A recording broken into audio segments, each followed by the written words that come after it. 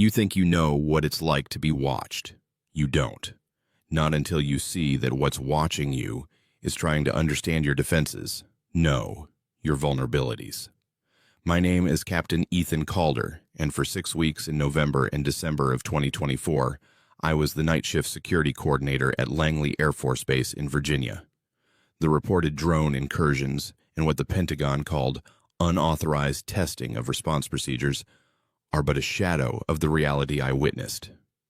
Before I proceed with telling you what I actually witnessed, let me make sure I am making myself clear. Once you see the pattern I observed, there is no way of unseeing it. The objects weren't examining our safety measures. It studied how we went about things. Let me go back to where all this started, since the timeline you've heard in the news reports is correct in dates, but entirely incorrect in context. The first sighting occurred on the 23rd of November, around 21:30, when Staff Sergeant Vale, one of my team leaders in charge of the perimeter detail, called in a sighting of what he estimated to be a conglomeration of lights traveling in a formal pattern 500 feet above the eastern fence line. Standard protocol for unauthorized aircraft is immediate radio challenge, activation of tracking systems, and scramble alert to our F-22 interceptors if the contact doesn't respond. We did all of that. The objects, there were 5 of them, in a loose V formation, ignored our radio challenges completely. But here's the first detail that should have told us something was wrong. When our tracking radar locked onto them, they didn't evade. They didn't accelerate away or take evasive maneuvers like you'd expect from drones being caught where they shouldn't be. They just adjusted their formation slightly and continued on the same heading, moving at maybe 30 miles per hour, way too slow for any conventional aircraft and too controlled for weather balloons or debris. The F-22s were wheels up within 4 minutes, but by the time they reached the intercept coordinates, the objects had simply vanished. Not flew away at high speed, not descended below radar coverage. Just gone, like someone had flipped a switch and turned them off. That first night, we filed it as a potential drone incursion, probable civilian hobbyist who got spooked when military jets showed up. Command wasn't happy about the penetration of restricted airspace, but it wasn't unprecedented. We'd had civilian drones wander into our airspace before, usually operated by people who didn't understand or didn't care about the no-fly zones around military installations. But then it happened again the next night, and the night after that, and every single night for the next 6 weeks. By the third occurrence, we'd established a full surveillance perimeter, upgraded radar systems, infrared tracking, additional ground teams with night vision and telephoto cameras, direct liaison with FAA to track any registered drone activity in the region. We had every technological asset short of surface-to-air missiles dedicated to identifying and interdicting these incursions. And they kept coming. Same time window, between 2100 and 200. Same general area, though the specific locations varied slightly each night. Same basic characteristics, multiple objects moving in coordinated patterns, at speeds between 20 and 50 miles per hour, altitudes between 300 and 1,000 feet. What made the whole thing surreal was how casual they were about it. These weren't aggressive incursions. They weren't testing our response times or probing for weaknesses in our air defense systems. They were just there, flying around our installation like they had every right to be present, completely indifferent to our attempts to intercept or identify them. The media got wind of it after the first week, and suddenly we had reporters camped outside the base perimeter, filming the lights when they appeared, and speculating about everything from foreign adversaries to amateur drone enthusiasts. Command held a briefing where they characterized the incursions as unauthorized drone activity that was being investigated but posed no threat to base security. That last part was technically true but fundamentally misleading. The objects weren't threatening us, but they weren't supposed to be possible either. I was in the base command center during the 9th night of incursions, when Technical Sergeant Vale brought me something that changed how I understood what we were dealing with. He'd been reviewing footage from multiple cameras, trying to establish flight patterns and predict where the objects might appear next. What he found wasn't what anyone expected. "Sir, you need to see this," Vale said, pulling up synchronized footage from 4 different camera angles on the main display. "I've been mapping the movement patterns against base activities, and there's a correlation that doesn't make sense for surveillance or reconnaissance."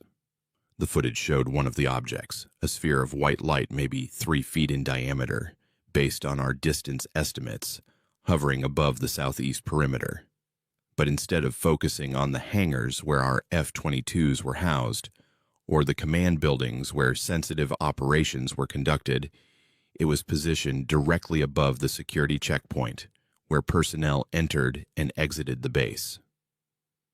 "Watch what happens when the shift change occurs," Vale said, advancing the footage to 2300 when the day shift security personnel were being relieved by night crew. As approximately 40 airmen moved through the checkpoint, the object descended from 500 feet to maybe 200 feet, close enough that everyone in the area noticed it, and several people pointed cameras at it, and then it just hovered there, didn't move toward tactical targets, didn't attempt to get closer to sensitive areas, just held position above a group of ordinary personnel going through routine shift change procedures.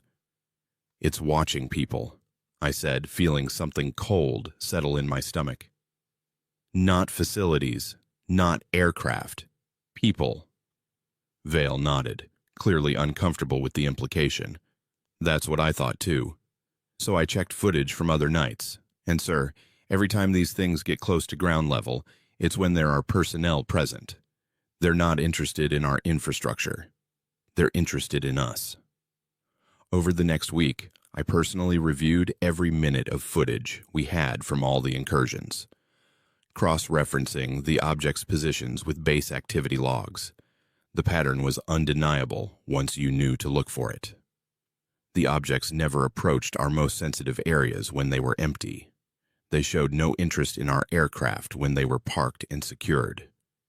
They didn't hover near our communications arrays or weapons storage or command facilities unless those locations had significant human activity at the time, but put a group of airmen anywhere on base, conducting maintenance or running drills or just moving between buildings, and within minutes there'd be an object positioned to observe them, not close enough to be threatening, but near enough to have clear visual on what the personnel were doing.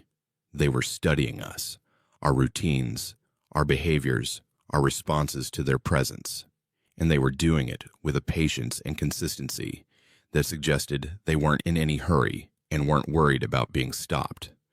The realization that we were subjects rather than defenders changed everything about how I understood my job. For 20 years of military service, I'd operated under the assumption that security meant protecting assets from threats, but these objects weren't threats in any conventional sense. They weren't trying to steal intelligence or sabotage equipment or harm personnel. They were observers, and we were what they'd come to observe. During the 3rd week of incursions, something happened that would have seemed insignificant if I hadn't been looking for behavioral patterns. One of the objects appeared during a nighttime training exercise where we were running security response drills, practicing how to handle everything from fence breaches to active shooter scenarios. The object positioned itself about 300 feet directly above the training area and didn't move for the entire duration of the exercise, roughly 90 minutes. Our radar confirmed it maintained stable hover with no variation in altitude or position, something that should have been impossible for any drone due to wind conditions that night. But what made me certain we were being studied was what happened after the exercise concluded. The training team secured their equipment and began walking back toward the ready room, a distance of maybe 200 yards. The object followed them, matching their walking speed exactly, maintaining the same altitude and distance relationship. It wasn't tracking a target. It was accompanying subjects it found interesting. I filed a report with base intelligence, detailed analysis of movement patterns, and my assessment that the objects were conducting observational research on human military personnel. The response I got back was bureaucratic and frustrating.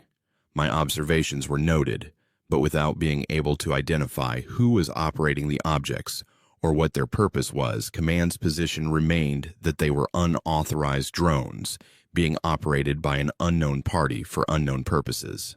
That answer might have satisfied me if we'd been dealing with any conventional threat, but everything about these objects violated conventional expectations. Their power source: they could hover for hours without any visible means of propulsion or any heat signature that would indicate engine operation. Their coordination: multiple objects moving in synchronized patterns, without any detectable communication signals between them. Their materials: on the rare occasions when we got high-resolution imagery, they appeared to be seamless spheres with no visible seams, panels, or control surfaces. And most disturbing, their indifference. They knew we were tracking them, knew we were launching interceptors, knew we were trying everything short of actually shooting them down to make them leave. And they simply didn't care. They continued their observations with the patience of researchers who knew their subjects couldn't actually stop them. By the fourth week, personnel morale was starting to crack. You can't work on an installation that's being buzzed by unidentified objects every single night without it affecting your psychological state. People were filing reports of feeling watched, being uncomfortable with routine duties, questioning whether they were safe. Base Command brought in Dr. Sarah Kincaid, a clinical psychologist who'd worked with combat veterans dealing with hypervigilance and paranoia. Her assessment, after interviewing dozens of personnel, was that we were experiencing collective anxiety driven by loss of control and inability to neutralize a perceived threat. I had a different theory.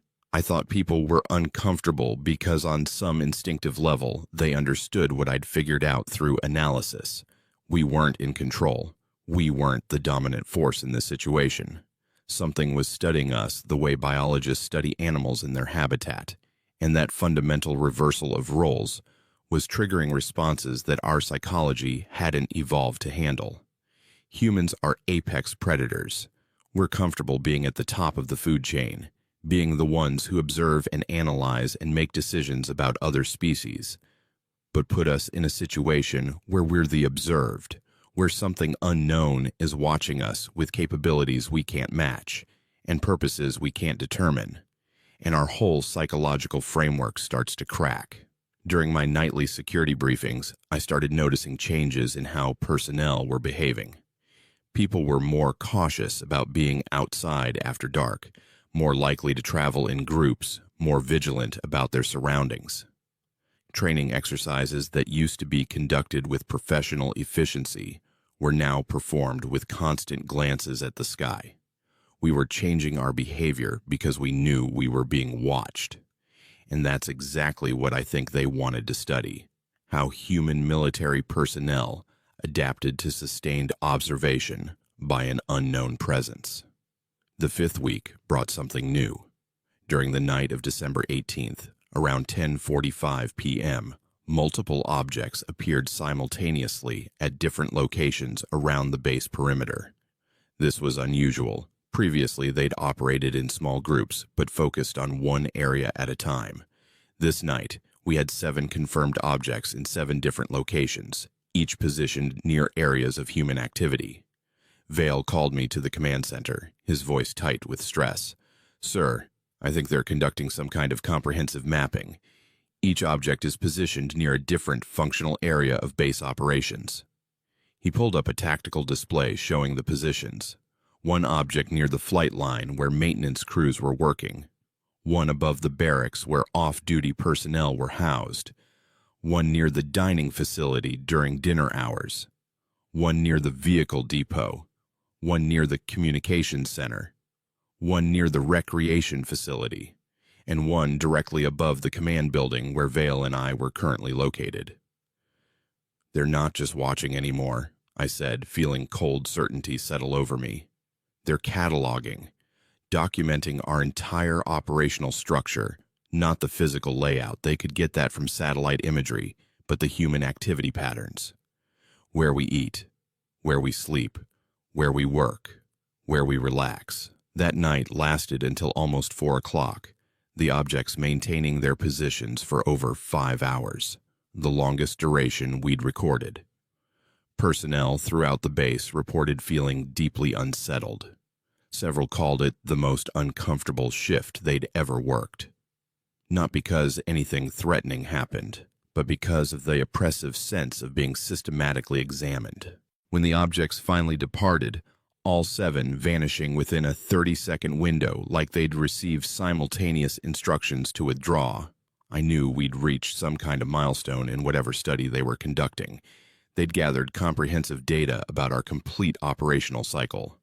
A full night of how a U.S. Air Force Base functioned from multiple angles simultaneously. I filed another intelligence report, more urgent this time, arguing that we needed to treat this as something beyond unauthorized drone activity. The response was polite but dismissive, acknowledging my concerns but maintaining that without clear evidence of foreign adversary involvement or threat to national security, escalation to higher classification levels wasn't warranted. That's when I started keeping my own classified documentation, records that wouldn't go through official channels where they could be sanitized or dismissed. Because I was becoming certain that what we were experiencing at Langley was important in ways that nobody in command wanted to acknowledge. We weren't being tested. We weren't being threatened. We were being studied, like specimens in a habitat, observed by something that had capabilities far beyond our own and purposes we couldn't begin to understand. And the most terrifying part wasn't the objects themselves. It was realizing that whoever or whatever was controlling them didn't consider us dangerous enough to worry about. The 6th week was when I met Noah Whitcomb, and that meeting would change everything I thought I understood about the incursions. Whitcomb was a civilian contractor with some kind of high-level clearance that got him access to base command without the usual bureaucratic delays. His official title was intelligence analyst, but the way he carried himself and the questions he asked suggested something much more specialized. He found me in the command center during a day shift, reviewing the previous night's footage. December 21st, and we'd had 30 consecutive nights of incursions, an unprecedented, sustained operation that was starting to attract attention from Pentagon officials who wanted explanations we couldn't provide. "Captain Calder," he said, extending a hand that I shook automatically while trying to figure out who the hell he was and why nobody had briefed me about his arrival. "Noah Whitcomb. I've been reading your intelligence reports with great interest, particularly your observations about behavioral targeting versus tactical reconnaissance." His accent placed him from somewhere in the Northeast, educated, precise in his word choice, in a way that suggested government work, but not military service. He was maybe 45, lean build, wearing civilian clothes that were too expensive for typical contractor work, and carrying a tablet that I recognized as specialized intelligence hardware. "I wasn't aware my reports were being circulated to civilian analysts," I said, more cautious than hostile, but definitely wary about where this conversation was heading. Whitcomb smiled, the expression not reaching his eyes. "They're not, officially. But certain people in certain agencies have taken notice of what's happening at Langley. We've been tracking similar incursions at other military installations, and your analysis is the first we've encountered that identifies the observational rather than tactical nature of these events." That got my attention. "Other installations are experiencing this?" 7 that we're aware of, all within the past 4 months, all following similar patterns to what you've documented here. Whitcomb pulled up a chair without asking permission, a small dominance display that told me he considered himself above my command authority. RAF Lakenheath in the UK, Ramstein in Germany, multiple sites in Japan, same characteristics, objects that demonstrate capabilities beyond conventional drone technology, same focus on human activity rather than strategic infrastructure. I processed that information, trying to understand the implications. So, this isn't isolated to Langley. It's a coordinated operation targeting multiple U.S. military installations across different theaters. That's one interpretation, Whitcomb said carefully. The other interpretation, the one I suspect you've already considered, but haven't put in official reports, is that whoever's conducting these observations isn't interested in U.S. military capabilities specifically. They're interested in military personnel in general. Human behavior in structured environments with clear hierarchies and defined roles. He let that sink in for a moment, watching my face to gauge my reaction. I kept my expression neutral, military discipline overriding the urge to show how much his suggestion aligned with conclusions I'd been afraid to articulate. Why military bases? I asked. If they're interested in human behavior, there are far easier targets to observe. Cities, public spaces, anywhere with large populations that don't have air defense systems and fighter jets. Whitcomb nodded like I'd passed some kind of test. Exactly the right question. And I think the answer is that military bases provide something unique, controlled environments where human behavior follows established patterns. Think about it like a laboratory setting. If you wanted to study how humans organize themselves, how they respond to hierarchy, how they perform under discipline and structure, military installations are perfect observation posts. You're suggesting we're lab rats, I said flatly. I'm suggesting you're research subjects. There's a difference. Lab rats don't know they're being studied. You do, and that's part of what makes you valuable to observe. How do humans behave when they know they're being watched, but can't stop it? How do military-trained personnel adapt to sustained observation by a presence they can't identify or control? Vale had joined us silently during this exchange, arriving with coffee that went cold in our hands as the conversation continued. He looked at Whitcomb with the suspicion that enlisted personnel develop toward anyone who shows up with classified knowledge and vague affiliations. Who do you work for? Vale asked directly. Because you're not DOD, you're not Air Force Intelligence, and you're definitely not just some random contractor who happened to read classified incident reports. Whitcomb's smile had more genuine warmth this time. Fair question, Sergeant.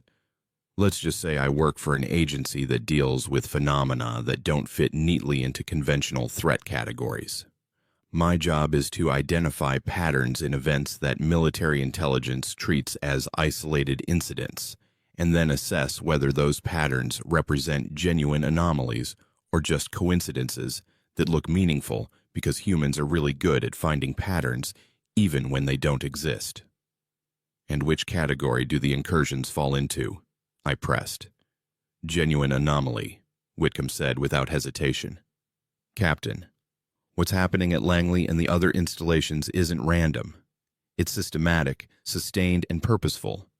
Someone or something has been conducting organized observation of military personnel for months, using technology that we can't identify or replicate, and they're not particularly concerned about staying hidden anymore.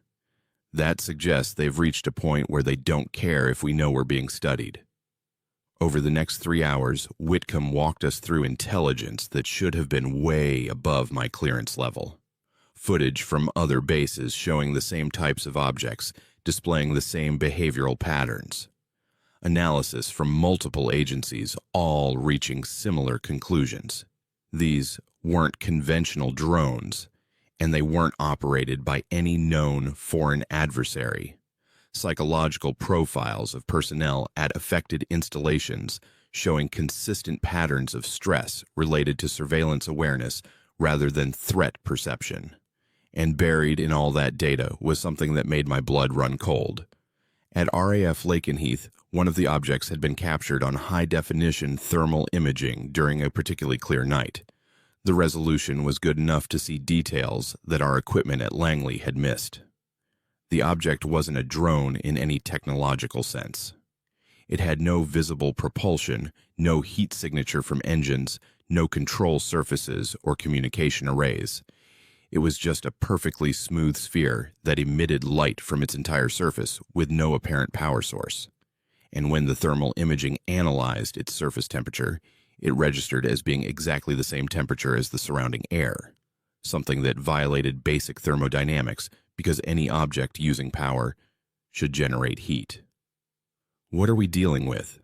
I asked, already knowing that Whitcomb wouldn't give me a straight answer, but needing to ask anyway.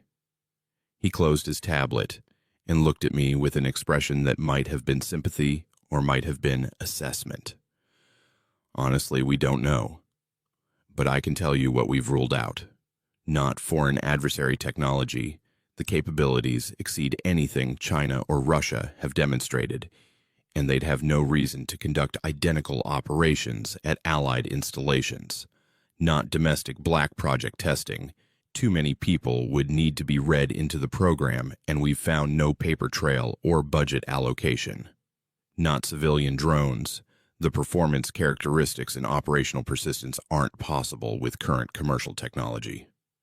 "So that leaves," Vale prompted, "options that most people in government aren't psychologically prepared to consider," Whitcomb said quietly, "which is why my agency exists, to evaluate possibilities that fall outside conventional paradigms and determine if they represent actual threats or just things we don't understand yet." He stood to leave, but paused at the door. "Captain, I need you to continue documenting everything you observe, but I also need you to add a specific focus. Pay attention to how the objects respond to different types of human activity. Do they show more interest in routine operations or in unusual events? Do they position themselves differently when observing group activities versus individuals? Do they seem to respond to our attempts at communication, or are they completely indifferent to our presence?" "You're asking me to help study the things that are studying us," I said. "I'm asking you to gather data that might help us understand what they want, and whether we should be concerned about their intentions. Because right now, Captain, we're operating completely blind. We know we're being observed, but we don't know by whom, for what purpose, or whether this is benign research or the preliminary phase of something far more threatening." After Whitcomb left, Vale and I sat in silence for a long moment, processing implications that neither of us wanted to articulate directly. "Sir," Vale finally said, "are we really considering that these might not be human-made?" I thought about the thermal imaging, the impossibility of the object's performance characteristics, the systematic nature of observation that suggested intelligence far beyond simple surveillance. "I think we passed the point of assuming conventional explanations about 2 weeks ago, Sergeant. We've just been avoiding saying it out loud." That night's incursion took on completely different meaning with Whitcomb's questions in mind. 7 objects appeared again, same type of comprehensive coverage pattern they'd used during Week 5. But this time I watched their behavior through the lens of intelligence assessment rather than security threat evaluation. And what I observed was unhailing in its precision. One object positioned itself above a group of maintenance crew working on an F-22. Normal procedure would be to hover at a safe distance to observe the work. Instead, the object descended to less than 100 feet, close enough that the maintenance personnel had to pause their work because the light from the object was affecting their visibility. The crew chief tried to wave it off, making standard hand signals that anyone familiar with flight operations would recognize. The object descended about 50 feet and shifted position laterally by maybe 20 yards, removing itself from directly above the work area but maintaining visual on the personnel. It had responded to human communication, not to the words or the specific meaning of the gestures, but to the clear intent behind them. "Did you see that?" Vale was monitoring the same feed, his voice tight with something that might have been excitement or fear. It understood that the crew wanted it to move, and it complied. That's not pre-programmed behavior. That's reactive intelligence.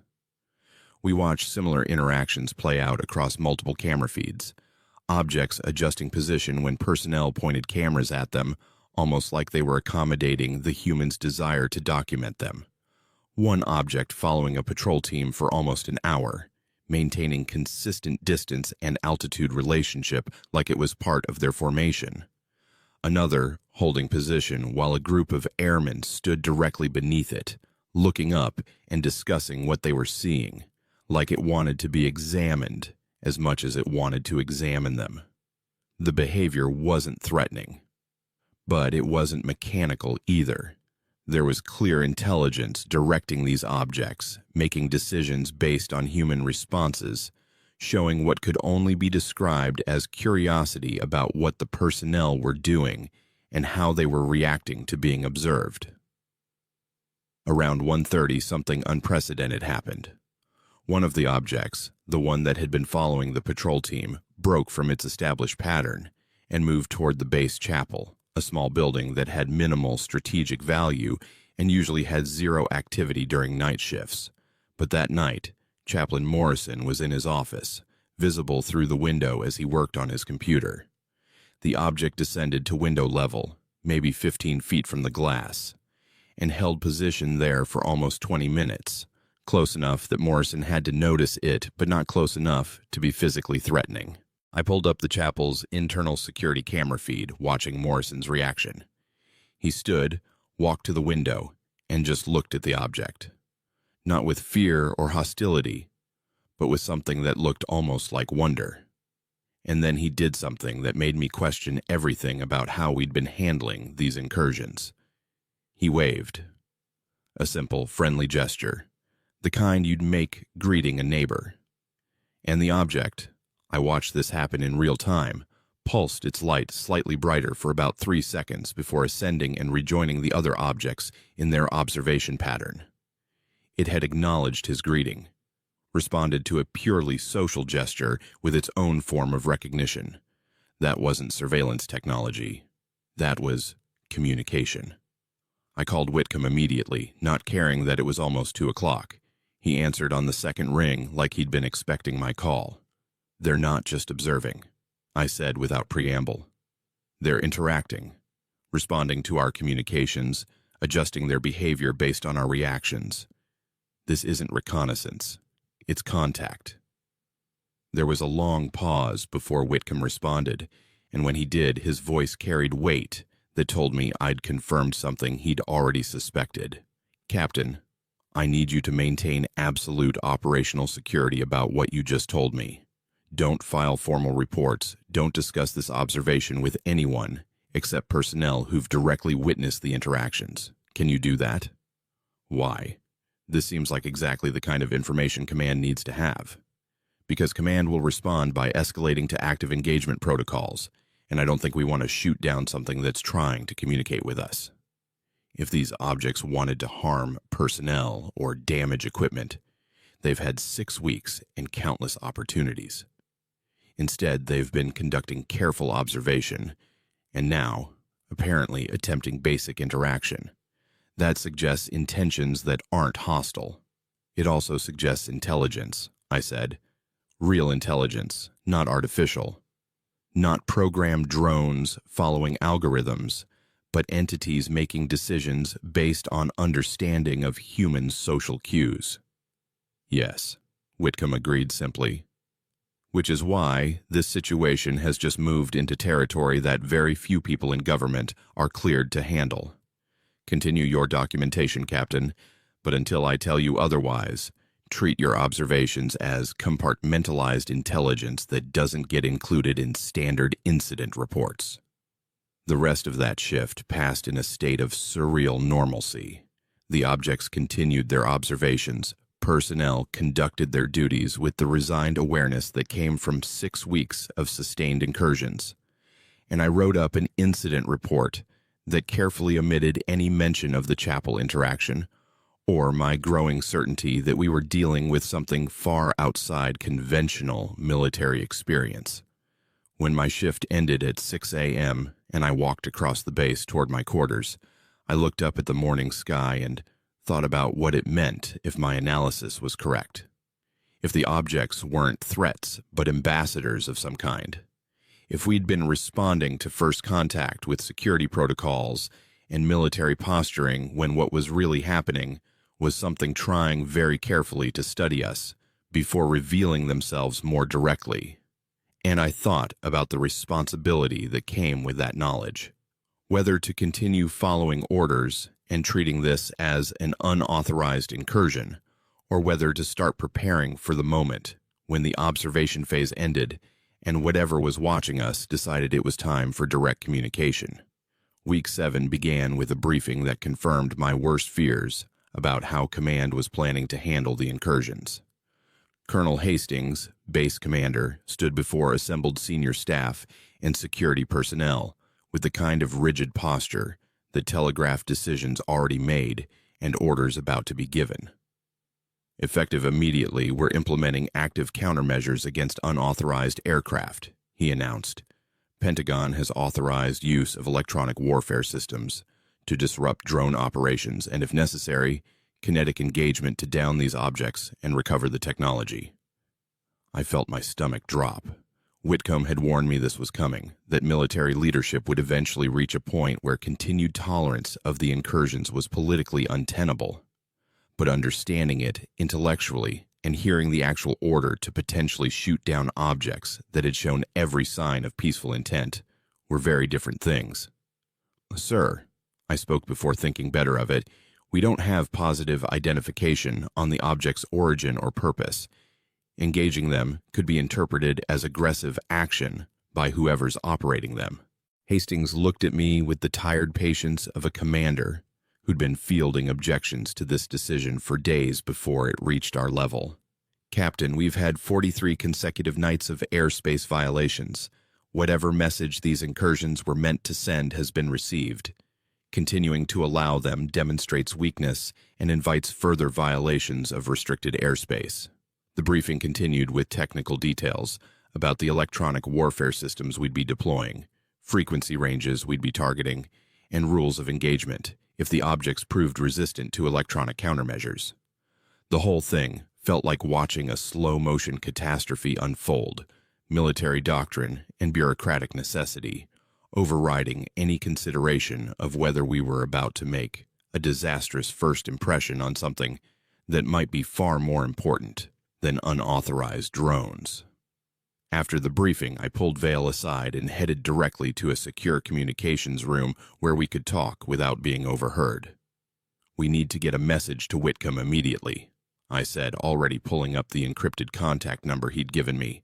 Command is about to escalate to active engagement, and if my assessment is right, that could be catastrophic. Vale nodded grimly. What do you think happens if we actually shoot one down? Best case, we damage the object, recover wreckage that proves it's foreign adversary technology, and this whole thing becomes a diplomatic incident. Worst case, we damage something that's been conducting peaceful observation for 6 weeks, and whoever's controlling them interprets that as humanity's response to attempted contact. We go from being interesting research subjects to threats that need different handling.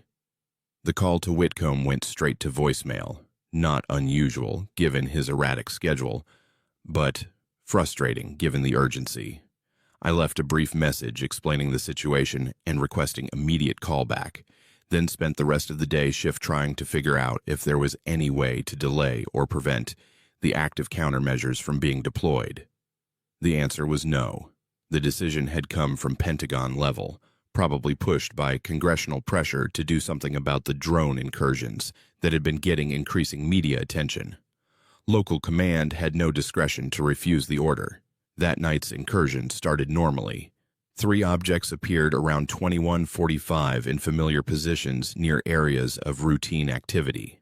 Our new electronic warfare systems activated automatically, flooding the area with jamming signals across multiple frequency ranges designed to disrupt drone control systems and GPS navigation. The objects didn't react at all. They continued their observation patterns without any sign of being affected by electronic interference. Our systems showed the jamming signals were transmitting properly, but the targets were completely unaffected, like they weren't receiving radio signals at all or were operating on principles that our countermeasures couldn't touch. EW systems ineffective, Vale reported from his monitoring station, objects maintaining position and flight characteristics with no variation. Colonel Hastings was present in the command center for this operation, and I watched his expression shift from confidence to confusion to something like alarm as it became clear that our most advanced electronic warfare capabilities were having zero effect. "Escalate to directed energy systems," he ordered. "Target the nearest object with laser designation and prepare for potential kinetic engagement if it doesn't withdraw." This was where things could go very wrong very quickly. Our directed energy systems were essentially high-powered lasers designed to disable drone optical systems and potentially damage control electronics. Against conventional drones, they were highly effective. Against objects that had already demonstrated immunity to electronic warfare, I had no idea what effect they'd have. The laser painted one of the objects, a sphere hovering about 400 feet above the eastern perimeter. For a moment, nothing happened. Then the object began descending, not retreating but coming closer, moving down to about 200 feet altitude and holding that position. "It's responding to the laser," Vale said, stating the obvious but needing to articulate what we were seeing. "Sir, it's not evading. It's approaching the source." Every tactical instinct I developed over 20 years of military service was screaming that this was wrong. Objects under attack don't approach their attackers. They evade, they withdraw, they take defensive action. But this object was doing the exact opposite, like it was curious about what we'd just done to it, or wanted a closer look at the system that had targeted it. And then, 3 more objects appeared, materializing in airspace that had been empty seconds before, and positioned themselves in formation around the first object. Not aggressive positioning, no attack formation or threatening maneuvers, but unmistakably a response to our escalation. We'd targeted one of them, and others had appeared to observe our response. "Hold fire," Hastings ordered, his voice tight. "All systems hold fire and maintain defensive posture." For 10 minutes that felt like hours, we watched the 4 objects maintain formation at 200 feet altitude, while our entire security force stood at ready stations, waiting for something to happen. The objects didn't advance. They didn't retreat. They just held position, like they were waiting for us to make the next move. Then they did something that would have seemed impossible if I hadn't watched it happen in real time. The objects began pulsing their light in synchronized patterns, variations in brightness that lasted for almost 30 seconds before they resumed steady illumination. "Are they trying to communicate?" Vale asked, voicing what several people in the command center were thinking. "Get that video to imaging analysis," Hastings ordered. "I want pattern recognition run on those light variations. Cross-reference any known communication protocols or signal patterns." But I was already certain I knew what the pulsing had meant. It was acknowledgement, response to our escalation that said, "We saw what you did. We're showing you we can coordinate and respond as a group. Now, what do you want to do?" The standoff lasted until 3:20. The objects maintained their position, we maintained our defensive posture, and nobody escalated further. Then, like they'd gathered whatever data they wanted from this interaction, the objects ascended to their normal observation altitude and resumed standard patterns. Hastings was on secure communications with Pentagon officials for the rest of the night, and while I wasn't privy to those conversations, the outcome was clear when he briefed the senior staff at 6 o'clock. "Electronic and directed energy countermeasures have been deemed ineffective," he announced. "Kinetic engagement remains authorized, but will only be employed if the objects demonstrate clear hostile intent or attempt to make physical contact with personnel or facilities. Otherwise, we continue observation and documentation protocols." In other words, we'd tried to make them leave, failed completely, and now, command was back to accepting their presence because we had no effective way to remove them. It should have felt like failure, admission that we couldn't protect our own airspace from persistent intrusion. But I felt something closer to relief, because we hadn't turned a peaceful observation into a confrontation through aggressive action we couldn't take back. Whitcomb appeared at the base later that morning, looking like he hadn't slept. He found me in my quarters after I'd completed post-shift paperwork, and his expression was grave. "You need to prepare for the possibility that what's happening here is going to get significantly more complicated," he said without preamble. Last night's escalation attempt was observed by intelligence assets from multiple countries. China, Russia, at least 6 European nations, all have satellite coverage or ground observers who documented the events, which means the incursions are no longer just a U.S. military concern. They're becoming a global awareness issue. "Good," I said, surprising myself with the vehemence in my response. Maybe broader attention will force people to actually think about what these objects represent, instead of just treating them as unauthorized aircraft that need to be removed. Whitcomb smiled, but it was a tired expression. "Captain, you're operating under the assumption that the objects are benign because they haven't shown aggression. But consider the alternative interpretation. What if they're observing us specifically to identify vulnerabilities? What if all this patient study is preliminary intelligence gathering before something far less peaceful?" "I don't believe that," I said flatly. 6 weeks of sustained presence, multiple opportunities to cause harm or steal information, and instead they've just watched us. Responded proportionally when we escalated. Showed clear signs of intelligence and communication. That's not pre-attack reconnaissance. That's careful contact protocol. "Maybe," Whitcomb acknowledged. "Or maybe it's a level of strategic patience that human military doctrine doesn't account for. The problem, Captain, is that we're making assessments based on human frameworks and human assumptions about behavior and intent. But if these objects are controlled by something non-human, all our models for understanding motivation and purpose might be completely irrelevant." We talked for another hour, discussing scenarios and implications that ranged from hopeful first contact to more paranoid possibilities. But underneath all the speculation, both of us were operating from the same fundamental uncertainty. We simply didn't know enough to make confident assessments about what was happening or what it meant. The 8th and final week of incursions brought a development that would change everything. December 29th, during what had become routine nightly observation, one of the objects broke pattern completely. It was around 23:30, and I was conducting perimeter rounds with a small security team when one of the objects descended to about 50 feet altitude and began following our patrol route. Not unusual by this point, we'd grown almost accustomed to being shadowed during ground operations. But then it dropped lower, to maybe 20 feet, close enough that we could see details that had been impossible to observe at normal altitudes. The surface wasn't perfectly smooth like I'd thought.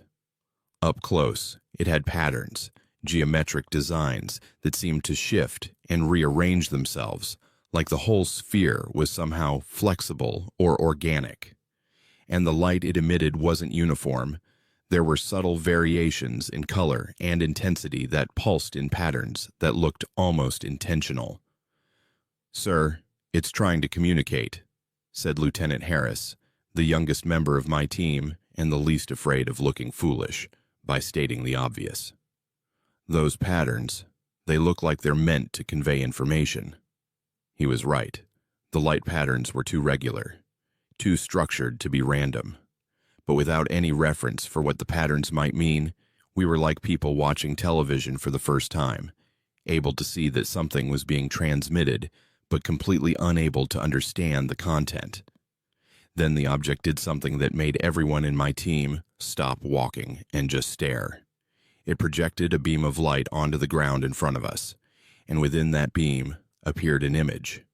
Not a hologram in the science fiction sense, but a clear visual representation formed by light on pavement. The image was simple, a circle with smaller circles arranged around it like a sun with planets in orbit. And one of those smaller circles was highlighted, made brighter than the others. The third planet from the central circle, Earth's position in our solar system. "Holy shit," Vale said softly. "That's where they're from. They're showing us they're from somewhere else in the solar system, or they're acknowledging that they know we're from Earth. The image held for maybe 10 seconds, then dissolved as the object ascended back to normal altitude and resumed standard observation patterns. But the message was unmistakable. After 7 weeks of passive observation, they'd chosen to communicate directly, to confirm that they understood where they were, and potentially to indicate that they weren't from here. I reported this immediately through encrypted channels to Whitcomb, knowing that this was exactly the kind of development his agency existed to analyze. His response came back within an hour. Document everything, maintain normal procedures, do not attempt to force further communication. They made first clear contact on their terms. They'll advance communication on their terms. Our job is to be ready to receive and understand when they decide to provide more information. Over the next 3 nights, the objects progressively increased their direct communication attempts.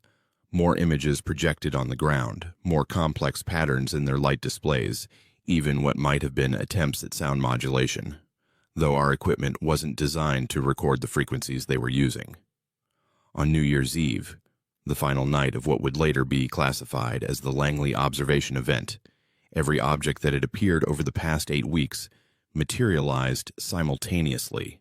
14 distinct sources, the highest number we'd ever recorded, positioned in a perfect grid pattern over the entire base. And then they all pulsed their light in perfect synchronization.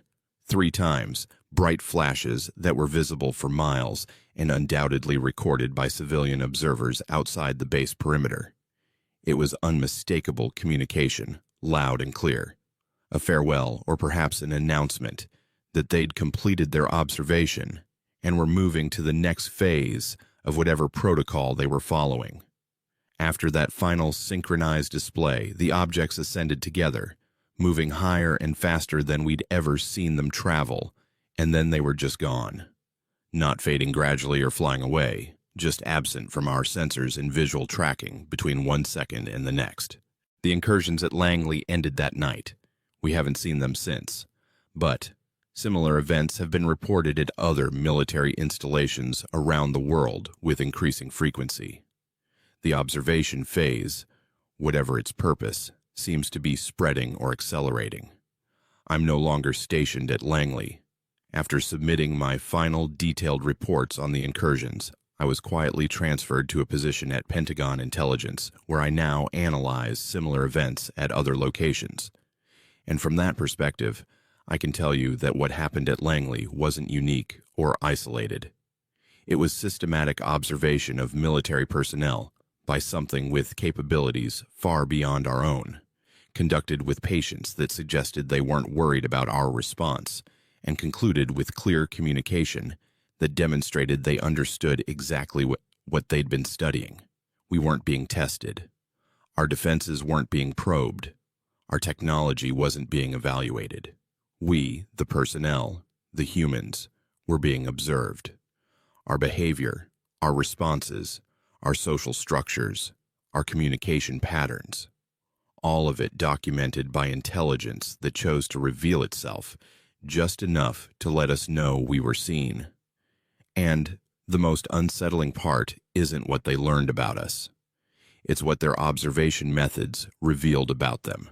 The patience to conduct sustained study for weeks without interference, the technology to operate with complete immunity to our countermeasures, the intelligence to communicate in ways we could understand without revealing too much about their own nature or capabilities. Whatever was watching us at Langley was sophisticated enough to study humanity like we were interesting specimens worth careful examination. And they were comfortable enough with their technological superiority that our military response, everything from fighter jets to electronic warfare to potential kinetic engagement, didn't concern them enough to alter their observation protocols. That suggests we're not the apex predators we've always believed ourselves to be. It suggests there's intelligence in our world or beyond it that views us the way we view animals in nature documentaries. Fascinating, worth studying, maybe even worth protecting or preserving, but not peers, not equals, not threats. Noah Whitcomb told me once, during one of our long conversations analyzing the Langley event, that the hardest thing for military personnel to accept isn't that we might be inferior to some other intelligence.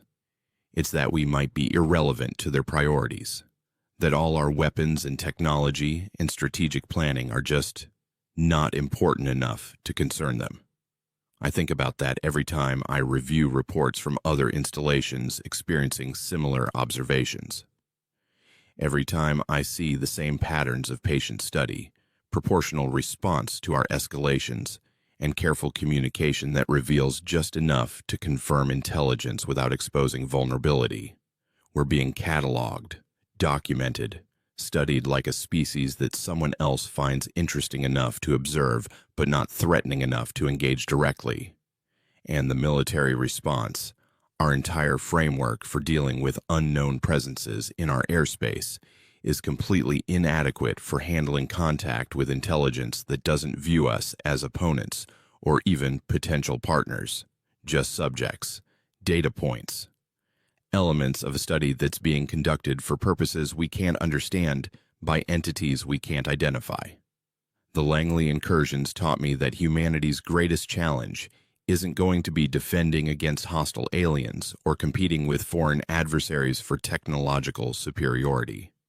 It's going to be accepting that we might not be the dominant intelligence on our own planet, that something else is here, observing us, learning about us, and making decisions about what our role will be in whatever future they're planning.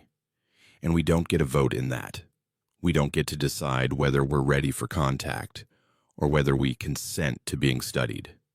We can only document what's happening, try to understand it, and hope that when whoever's conducting these observations decides to move from passive study to active engagement, we'll have learned enough to handle that transition without collapsing into panic or violence. I watch the sky every night now, even though I'm no longer stationed at Langley. And I wonder if the objects are still out there, observing other bases, documenting other personnel, gathering data about humanity's military capabilities and behavioral patterns, building a comprehensive understanding of our species before they reveal their full presence and purpose. And I hope, when that moment comes, when the observation phase ends and direct contact begins, that we're wise enough to recognize it for what it is, not an invasion or a threat, but first contact with intelligence that's been patient enough to study us carefully before making itself fully known. Because the alternative, responding with fear and aggression to something that's shown nothing but scientific curiosity about our species, could cost us the opportunity to join something larger than our current understanding, could mark us as primitive and dangerous, a species that shoots first and asks questions never. The objects at Langley were never threats. They were ambassadors, or perhaps researchers, conducting careful observation of humanity at our most organized and disciplined. And their conclusion, whatever data they gathered and whoever they reported it to, will determine what comes next. We're not being tested. We're being observed. And the test will come later, when we have to choose how to respond to the reality that we're not alone and never have been. That something else shares our world or watches it from beyond, and they know far more about us than we've ever known about them. That's what the Langley incursions taught me. That's what keeps me awake, analyzing reports from around the world, looking for patterns in the observation protocols, trying to understand what they're learning about us and what they plan to do with that knowledge. We're subjects in someone else's research project, and the only question that matters now is whether we're interesting enough to be worth further contact, or whether we're just data to be filed away in whatever cosmic archive catalogs emerging intelligences that haven't yet proven themselves worthy of more direct engagement. I hope we prove worthy. I hope when they decide we're ready, we have the wisdom to recognize the opportunity rather than responding with fear.